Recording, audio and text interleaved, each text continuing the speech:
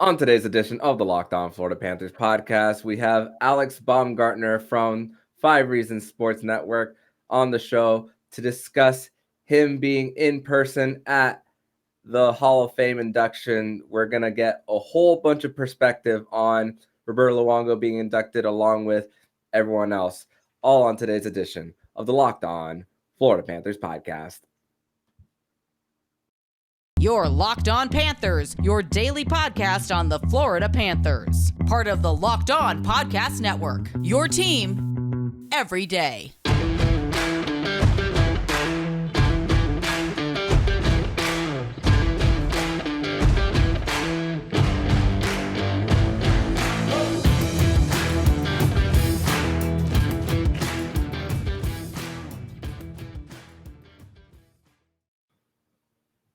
And welcome into this Thursday, November 17th edition of the Locked On Florida Panthers podcast, part of the Locked On Podcast Network. We're to our team every day. Thank you for making the Locked On Florida Panthers podcast your first listen of the day. I'm Armando Velez, and you can follow me on Twitter at MondoMan12. Follow the show account on Twitter at LO_FLA Panthers. Don't forget to also subscribe to the other shows on the Locked On NHL channel, including Locked On NHL, Locked On Fantasy Hockey, and the newest show on the Locked On Podcast Network, Locked On NHL Prospects.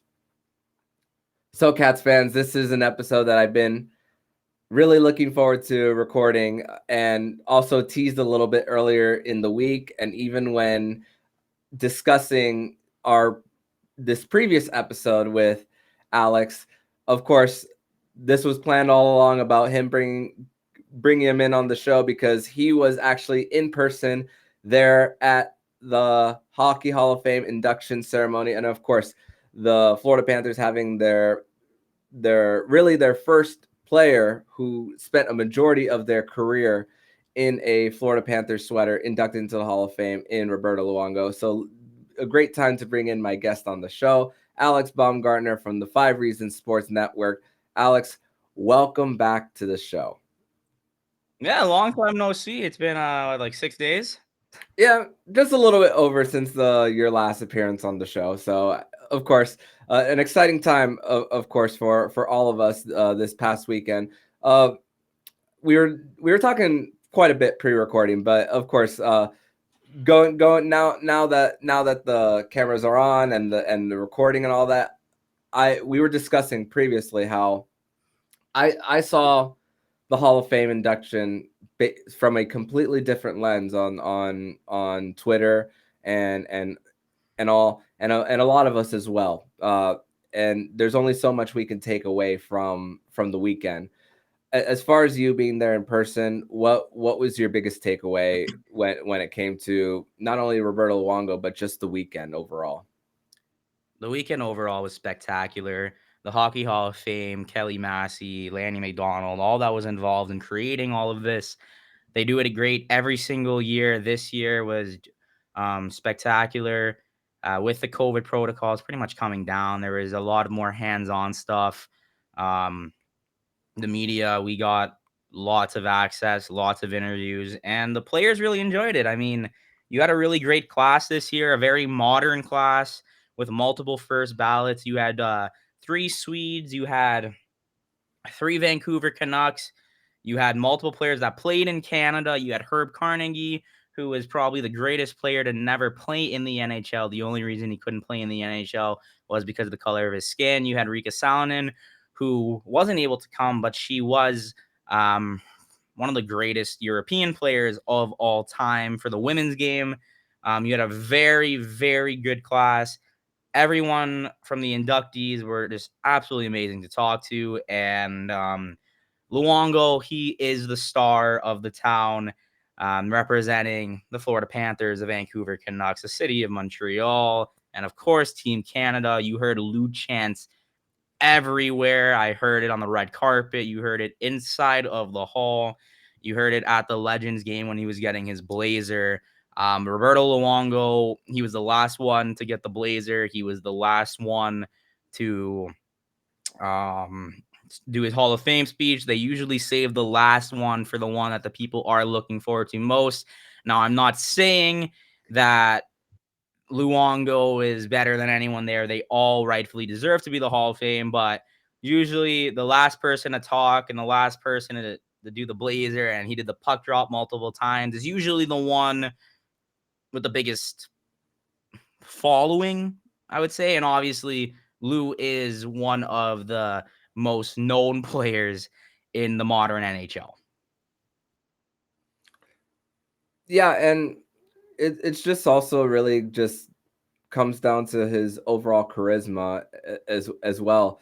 And for that, it's not to say that the other guys don't, and gal doesn't have any. So it really just goes to show just like how he conducts himself, always willing to joke around as well, is something that is really helpful. Of course, him being a high draft pick, fourth overall. Yeah, Henrik and Daniel Sedin were second and third in when they were selected in the same draft, and then going in at the same time is like so much destiny for the Sedin twins. And of course, Roberto Luongo getting an opportunity to play with them as well. One thing that we all know Roberto Luongo for some of his funny lines. Were there any funny lines that stuck to you throughout the weekend? There was a lot when I think I believe it was Henrik.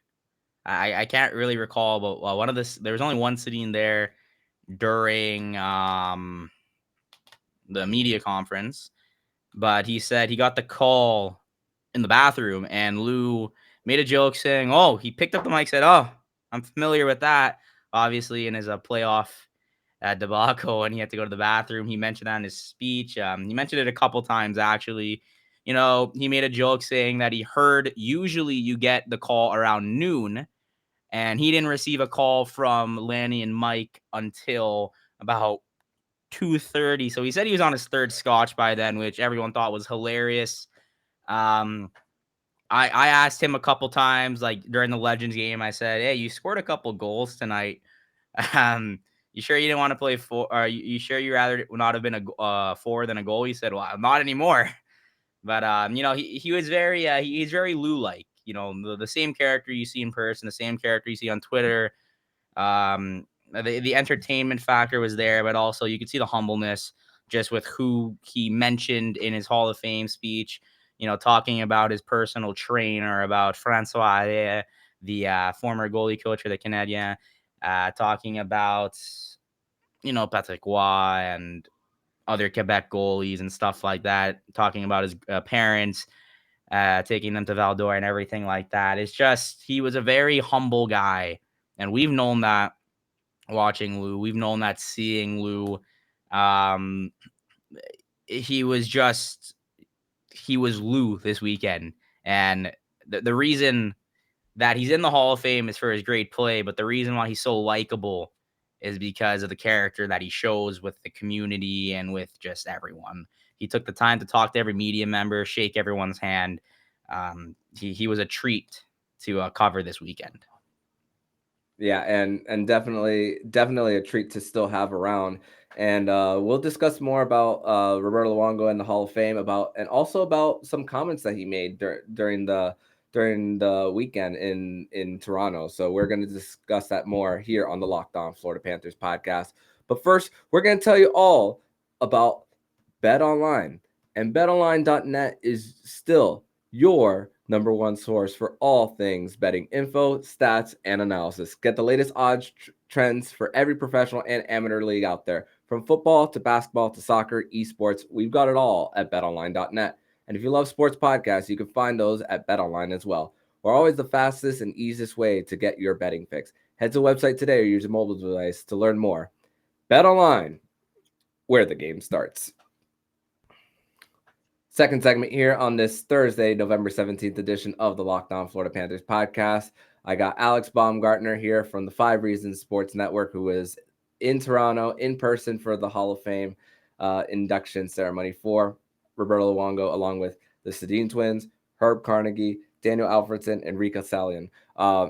So as far Roberto Luongo, it's so crazy still to hear the story about how he became a goaltender, because one of his teammates early on just couldn't make it to I believe a practice, and then Roberto Luongo is just interested in becoming a goalie, and then it's stuck to him since. And also him talking about how his son plays goalie, and now how he's wondering what's wrong with him when conducting his speech. So a few other notable comments, of course, for Roberto Luongo during that weekend, but he also made some comments saying that he would like to also be a GM or a president of hockey operations one day as well. He made those comments during the weekend. And of course, there was those rumors throughout last year when the Montreal Canadiens were looking for their a new GM. Of course, them specifically, they were looking for someone who could also speak French and speak to the people of Montreal. And there was a little bit of noise with Roberto Luongos, but he ended up staying here. What do you make of those comments of Roberto Luongos of him wanting to be a GM or a president of hockey operations one day? Well, it's funny when I was there when he said it in the scrum and or talked something about that. He said he was a great GM in fantasy football. He said 1 year he had about 10 leagues. I don't want to misquote him. He said he won like 6 or 7. Doesn't play fantasy hockey, plays fantasy football. He's a big fantasy football guy. But he's the special advisor to the GM in Florida. He was one of the front office staff for Team Canada when they went to the World Championship gold medal a couple years ago. I think it was about 2 years ago. Beat Bobrovsky in it too. Yeah, so there's definitely a chance. Goaltenders have translated pretty well into the front office. Maybe not as many as a GM, but there is some former goalies that are GMs. But a lot of them are working in hockey ops, whether it's a Brodeur, a Hextall, or someone else. The goaltender, he said, someone asked him, why are the goaltenders so good in the front office? He said they're the smartest people in the game. They're very Lou-like, and he's right. I can't tell if he'll be a GM one day or a president of hockey operations, whatever it is. But he's a smart mind. He was a great player. He clearly knows what he's doing in Florida and when he's representing Canada internationally in the front office. So personally, I like him in Florida. But one day he's definitely going to get his shot. Mm-hmm. Yeah, and we know it's not gonna be in Florida, and it's not even because of whether Bill Zito is doing a good job or not. I just feel that when you have a franchise legend like that, you don't want to put him in a position to be fired and then have a bad taste in his mouth on the franchise that he basically spent most of his career in. But another question that I have for you is, not including Roberto Luongo, of all the speeches, which one was one that really stuck out to you most? Of course, Herb Carnegie wasn't there. Obviously, he's no longer with us. But we saw his family members speak throughout his Hall of Fame induction. Of course, you said one of the Sedin twins were not there, and we had Daniel Alfredson there, who took a little bit to get inducted into the Hall. Yeah, so obviously Herb Carnegie passed away. He was born in 1919. The family was amazing to talk to all weekend. They were a joy to speak to. Quickly, I'm covering my drink with this because we don't do free sponsors. That's why I keep doing this. So if you see me do this and then pour something in my mouth, it's because we're not doing free sponsors. So you're going to look at Aaron Ekblad instead. Now, I can't pinpoint exactly one speech that was better than the other. They were all great. All the players were great. Talking to everyone this weekend was a joy. I spoke to Daniel Alfredson a little bit. I made a joke to him, and I said, you've had some great battles against Toronto in your career, and now you're getting enshrined here. How does that feel? He's like, that's great. And we cracked a couple of jokes here and there. It's just being there, talking to the players, seeing the human side. Keep in mind, all these guys played when I was growing up. I started watching hockey around 2006. I think the first Stanley Cup final that I really remember was 2007, and Daniel Alfredson did play in that when the Anaheim Ducks defeated the Ottawa Senators. The greatest cup run that I saw was 2010 Vancouver versus Boston. All of Canada was holding their breath, hoping Vancouver would have won that one. I remember I was in Montreal watching that. Um, just they have a restaurant here in Canada, a big chain called Boston Pizza. It's Canadian, has nothing to do with Boston. Apparently, it's the style of pizza. I have no clue. They changed the ads for all the Boston pizzas in Canada, or at least in BC, to Vancouver pizza or something like that, because they were playing the Bruins. So I watched Daniel and Henrik, and I watched Lou. My favorite hockey moment of all time was the 2010 Olympics when Canada was playing against the US. Obviously, as a Canadian American, I was cheering for Canada because that's how I was raised. And I remember sitting on my couch in the living room with my dad, watching the gold medal game, watching Zach Parise score with about 24 seconds left. Remember just seeing a flood of red in what is now the Rogers, I don't even know what it's called anymore in Vancouver. Rogers Arena, I Rogers believe. Arena. Or Rogers Place. Ro- Rogers Honestly, Place. there's so much Rogers here. There's a Rogers Center. Edmonton has a Rogers. They had a Rogers. Anyways, in Vancouver, all of Canada was watching, and I tear up and I get goosebumps every time. Every time I worked at the Hockey Hall of Fame, I saw the net, the golden goal. I remember watching Luongo, uh, backstop Canada to a gold medal. Every time I hear the Sidney Crosby golden goal song or call, I get the goosebumps.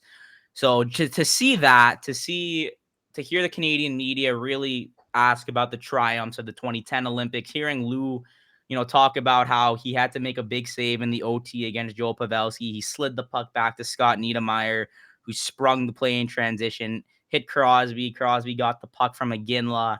And well, the rest is history. I didn't know that part. You remember the goal, but you don't remember Lou making the save, and you don't remember Lou sliding the puck instead of freezing it to Scott Niedermayer. You remember Crosby jumping up in the play. You remember him scoring the goal. But it was great to hear that. I watched the Sedins in the All-Star games. You watch those NHL commercials where they had the Swedish twins and it was the two Sedins. I remember watching Daniel Alfredsson a lot because Ottawa had some pretty good teams, early on back then. It was a really cool thing to, speak to the players, see them in their older age, because I was watching them 16 years ago when I was 5. So it was a fun class to talk to this year.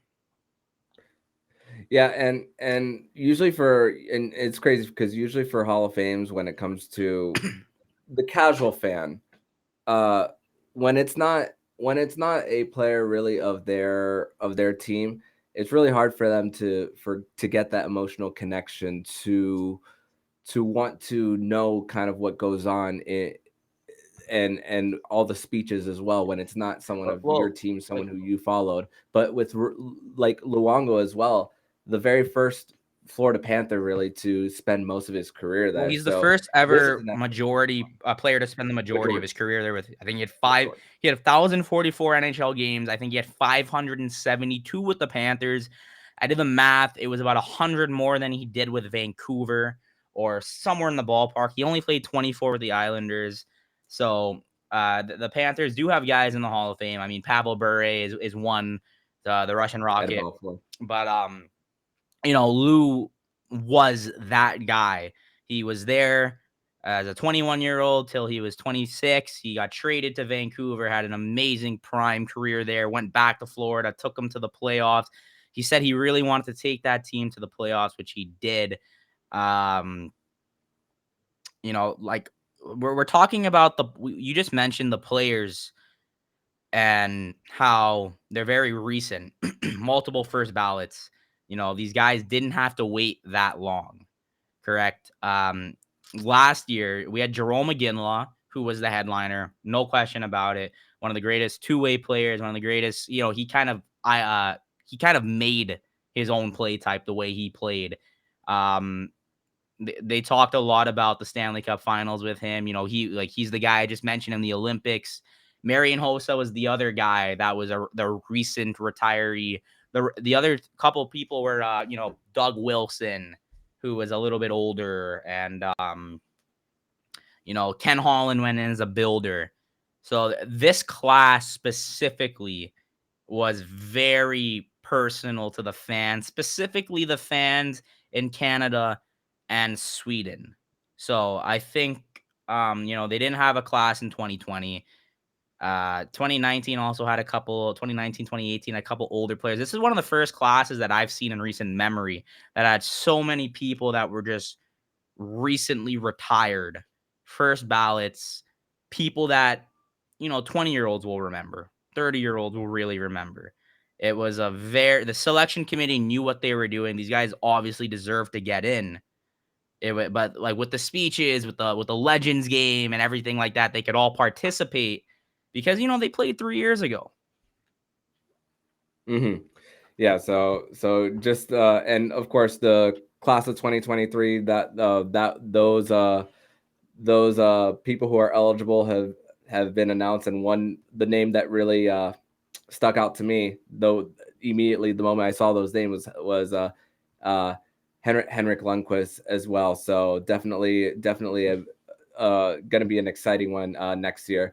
But in the third and final segment of this edition of the Locked On Florida Panthers podcast, we are going to transition to previewing the Panthers game versus the Dallas Stars in the third and final segment here on the Locked On Florida Panthers podcast.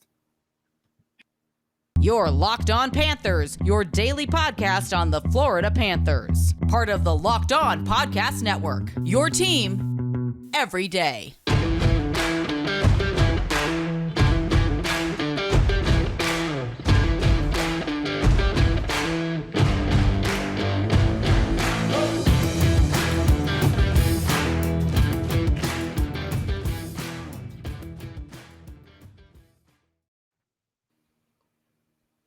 Third and final segment here on the Locked On Florida Panthers podcast on this Thursday, November 17th edition of the show. And transitioning from the Hall of Fame talk to going back to what this podcast is about, the Florida Panthers. So, Alex, the homestand, fourth game of 5 for the Panthers now for this homestand. Of course, 2-1-0 for the Panthers. Of course, Sergei Bobrovsky was the main storyline for the Panthers on Tuesday night versus Washington. And Carter Verhaeghe, Sergei Bobrovsky and Carter Verhaeghe, there's something about them when they face the Washington Capitals. They seem to take it up a notch. But another tough team comes to town for the Panthers. I mean, Jason Robertson, leading the way for the Dallas Stars. 25 points in 16 games.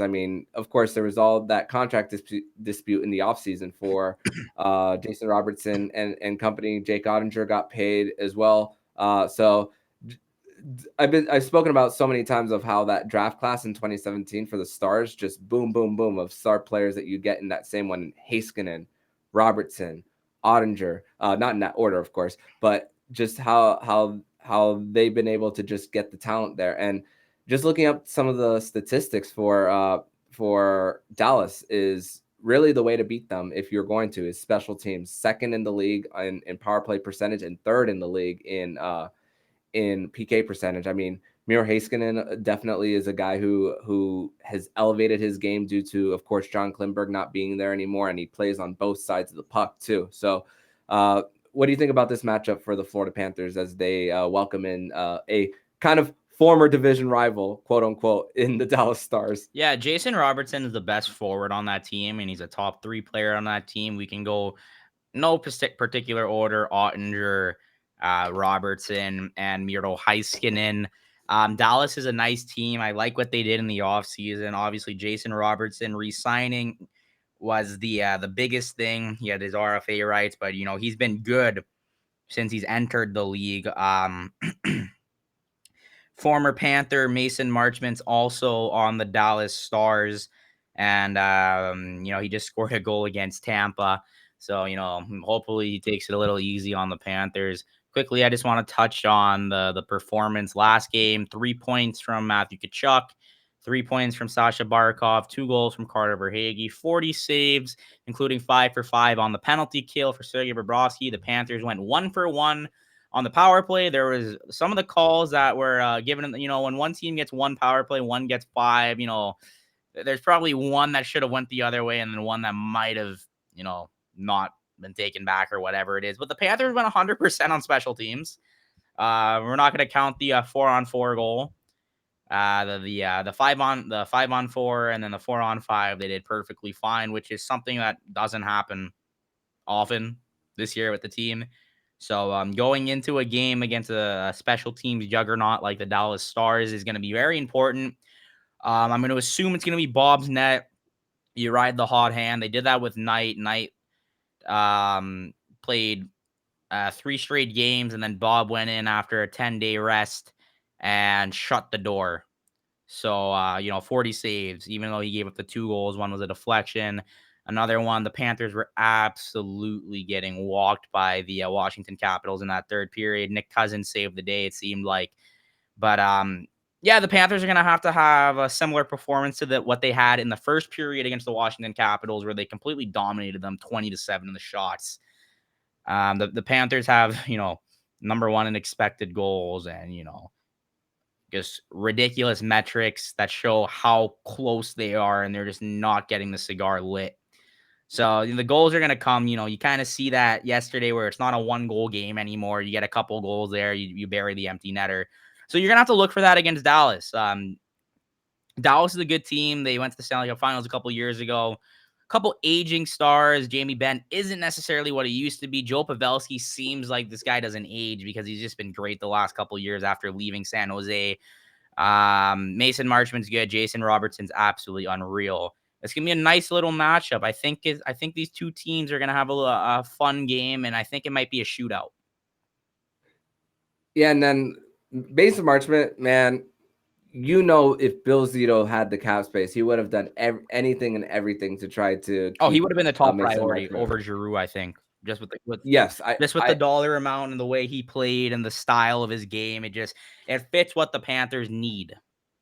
Mm-hmm. An aggressive forechecking power forward, that's for sure for Mason Marchman. You mentioned also Jamie Benn, not what he used to be, but seems to be in better health than what he was in previous years. Of course, the main cap hits that are talked about as far as anchors for the Dallas Stars is Jamie Benn and Tyler Seguin. Tyler Seguin only 3 goals on the season, but Jamie Benn, the captain of the team, definitely showing that there isn't too much signs of regression in his game. And of course, honorable mention as well, Rope Hintz, part of the top 6 as well for the Dallas Stars as well. But also when Jake Oettinger missed a little bit of time in the last few weeks, but back to the lineup now. He's played two straight games ever since his injury. But the difference between when Jake Oettinger plays versus Scott Wedgwood, even though Scott Wedgwood was a great acquisition for Dallas last year at the trade deadline,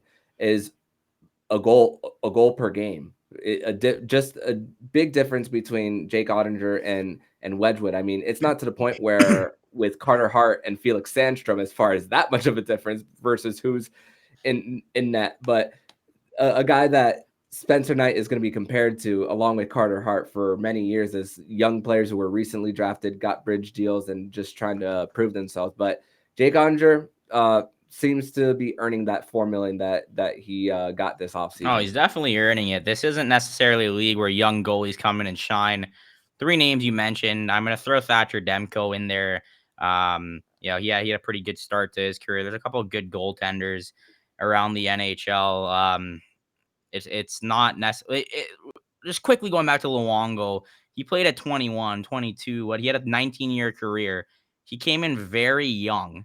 Keep in mind, Rick DiPietro is the reason why he got traded to the Panthers in the first place. Rick DiPietro didn't have, even a close to the career that Luongo had, or the longevity, or whatever it is. And he was the replacing a 21-year-old. So when we're looking at young goalies like a Nighter or an Oettinger or a Carter Hart, who came in early, played really good his first year, had a kind of a slump the next year, but definitely has bounced back. You have Jake Oettinger. Thought Thatcher Demko was really good. It's not a young goalies league. You see guys that, come in a little bit later, come in from Europe or whatnot. When you have a young goalie, and they're doing well, and you give him a bridge deal like that, he's definitely playing up to that $4 million. Yeah. So yeah. Once again, the special teams for Dallas is definitely one that's really, if you want to win this game, definitely that's definitely the battle that the Panthers need to win. But hey, the special teams is starting to come together. Even though Alex told me on Twitter yesterday to not jinx it, but hey, 100% is 100% on both sides of the ice for. I was scared. Yeah, I was scared. They got a penalty like a second after you tweeted that. and hey, even though the goal by Washington was on a delay penalty, statistically that doesn't count towards special teams. So count the lucky stars based on that for that. But special teams is definitely going to be the key. And of course, I'm going to assume as well, just like you, that it's going to be Bobrovsky's net, that he's going to get a streak of a few games. Knight is going to get probably a week's rest, maybe 5 days, who knows. But there will be a back-to-back this weekend between when Jonathan Huberdeau comes to town and when they go to Columbus too. And Columbus is filled with injuries right now.